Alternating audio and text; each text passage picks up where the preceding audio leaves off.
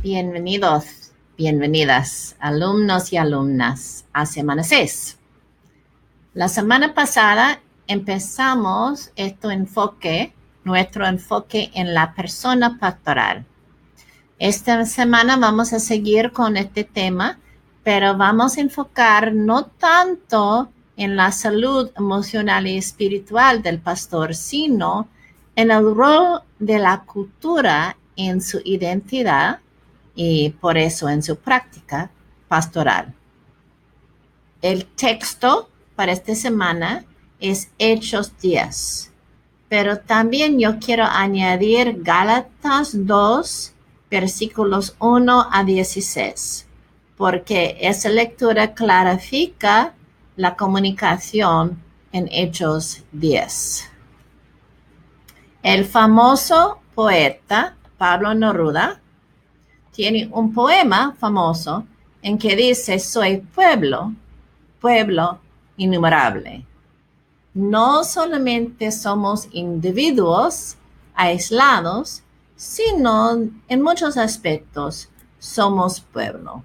Somos tan conectados a la comunidad, a nuestra familia de origen, a nuestra familia actual, a todo nuestro pueblo. Entonces, cuando estamos buscando la sanidad emocional y espiritual, tenemos que reconocer que estamos afectados, impactados, a veces hasta formados por nuestra comunidad. Entonces, la pregunta es, ¿cómo podemos ser emocionalmente sanos, sanas, en una cultura enferma? En Romanos leemos, Romanos capítulo 12, versículo 2. Leemos: no se amolden al mundo actual, sino sean transformados mediante la renovación de su mente. Así podrán comprobar cuál es la voluntad de Dios, buena, agradable y perfecta.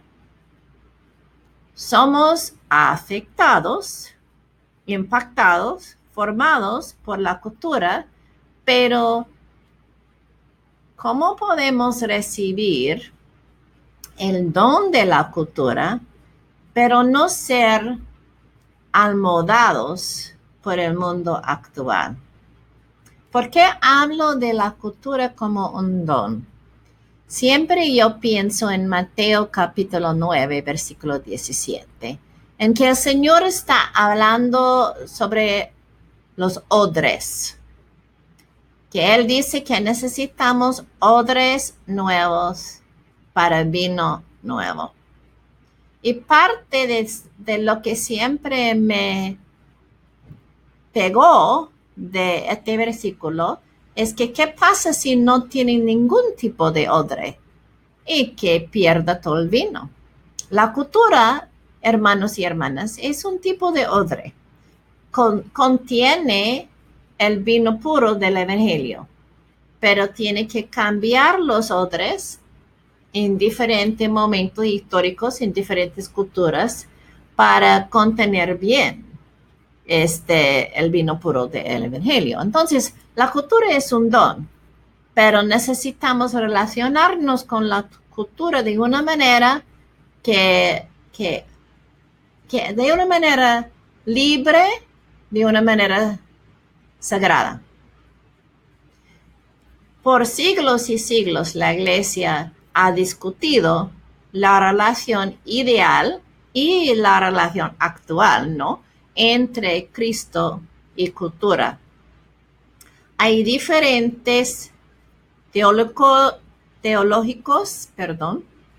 autoridades modernos que hablan mucho de eso. Yo recomiendo las obras de Sherwood Lingenfelter, de J.R. Woodward y de Mark Branson y Juan Martínez. Y el último libro está en español, no sé de los otros.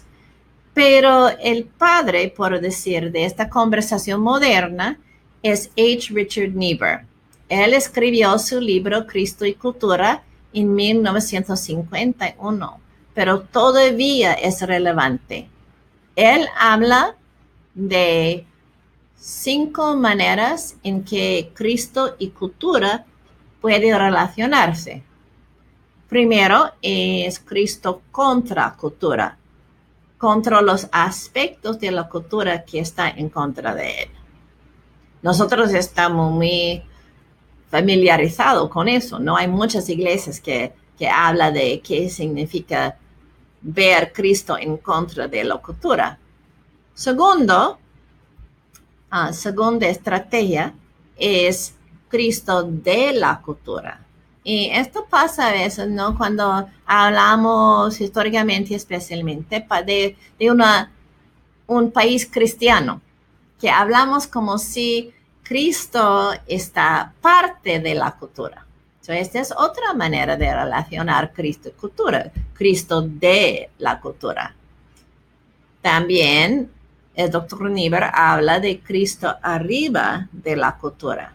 Significa que no absorbamos, no Cristo y cultura, pero sí pensamos que Cristo tiene un rol central en la cultura.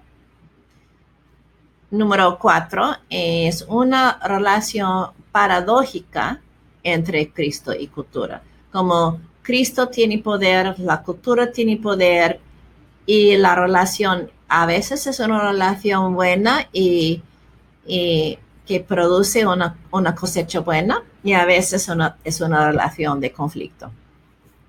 Al último habla de Cristo transformando cultura.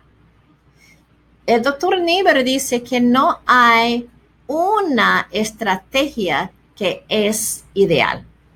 Que él dice que depende en la situación, depende en el aspecto de la cultura de que estamos hablando. Pero él dice que la manera en que debemos escoger la estrategia es buscando a Cristo, obviamente, ¿no? Que tenemos que escoger orando y realmente estudiando la palabra de Dios, buscando a Cristo.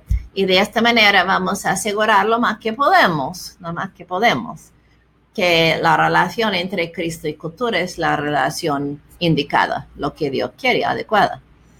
Pero él también dice algo muy interesante, es que aunque vamos a cometer errores, no siempre vamos a ver claro precisamente la relación que se debe existir. Pero debemos confiar que cuando nosotros acercamos al Señor, nos entregamos al Señor, y que Él va a enseñarnos poco a poco lo que Él quiere. Y vamos a confiar en eso. Vamos a buscar a Cristo y confiar en Cristo. Pues, para hacer eso, es muy importante que reconocemos el impacto que nuestra cultura ya tiene a nuestras reacciones y asunciones. A veces la cultura, hermanos y hermanas, es algo invisible. Yo he sido consejadora por algunas parejas que son de diferentes culturas, porque yo crecía en este tipo de familia.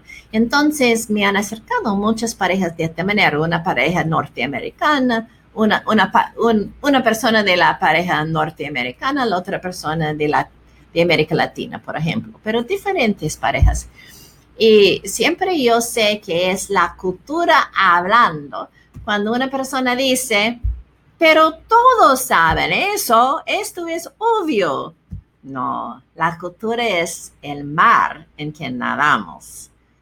Cuando nosotros decimos eso es porque pensamos que la otra persona ve al mundo desde la fundación de la misma cultura y no es la verdad. Entonces es muy importante sacar a flotar, llevar a la conciencia qué es nuestra cultura y cómo está impactándonos nuestra cultura.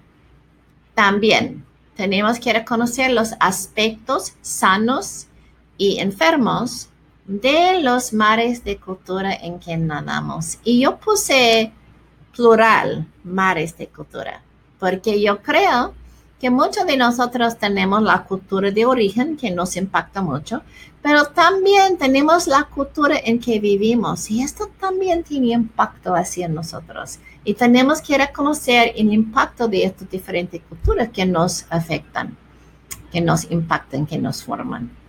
Tercer punto, necesitamos practicar el liderazgo adaptivo porque no solamente andamos en varios mares, pero andamos en el medio de una cultura en transición, especialmente en una iglesia que tiene gente de diferentes generaciones.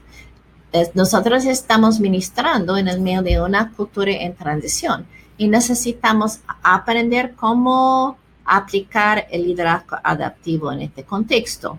Vamos a enfocar más en todo eso en la semana presencial, pero solo quiero introducir ahora estos conceptos.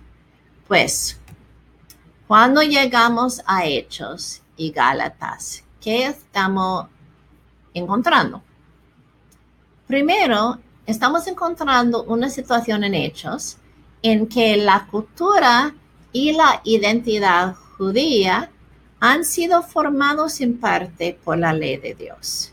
Entonces, han recibido la ley de Dios y han tratado de obedecer, a veces mejor, a veces peor, pero en el proceso su cultura y su identidad fueron formados por la ley de Dios.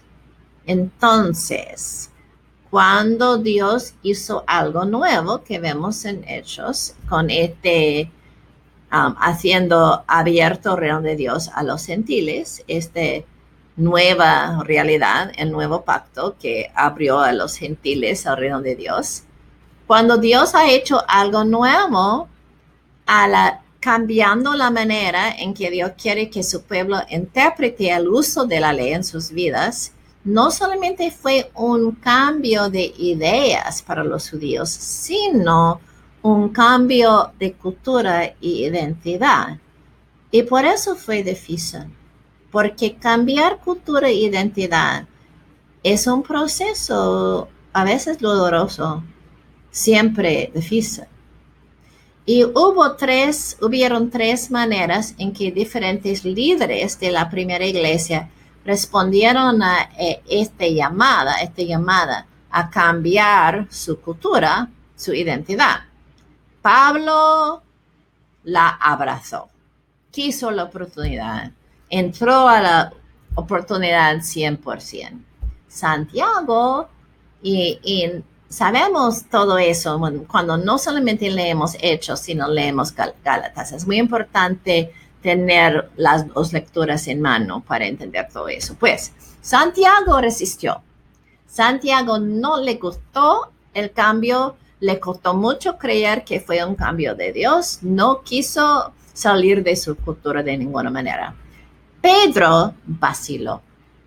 En la lectura de Hechos, leemos cómo pasó este gran cambio en Pedro, pero aprendimos de Gálatas que él sí cambió, pero Pablo dice que después regresó a su patrón. Entonces, pero después regresó otra vez a la nueva visión.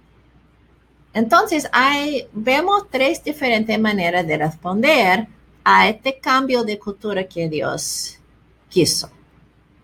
Entonces, estas son las preguntas para esta semana. Primero, ¿con quién identifiques? ¿Pablo, Pedro o Santiago? ¿Y por qué? Segundo, en Hechos 10, ¿qué convenció a Pedro que este cambio fue de Dios? ¿Por qué cree que tomó tanto tiempo la conversión de Pedro? La conversión total. Tercer, yo quiero que ustedes nombran algunas nuevas interpretaciones de doctrina, todas como no enraizadas en una nueva interpretación de alguna lectura de la Biblia en los siglos 20 y 21. Y la última pregunta, ¿cuáles de esos cambios cree que son de Dios? ¿Y por qué? Pues yo anticipo con mucho gusto sus respuestas.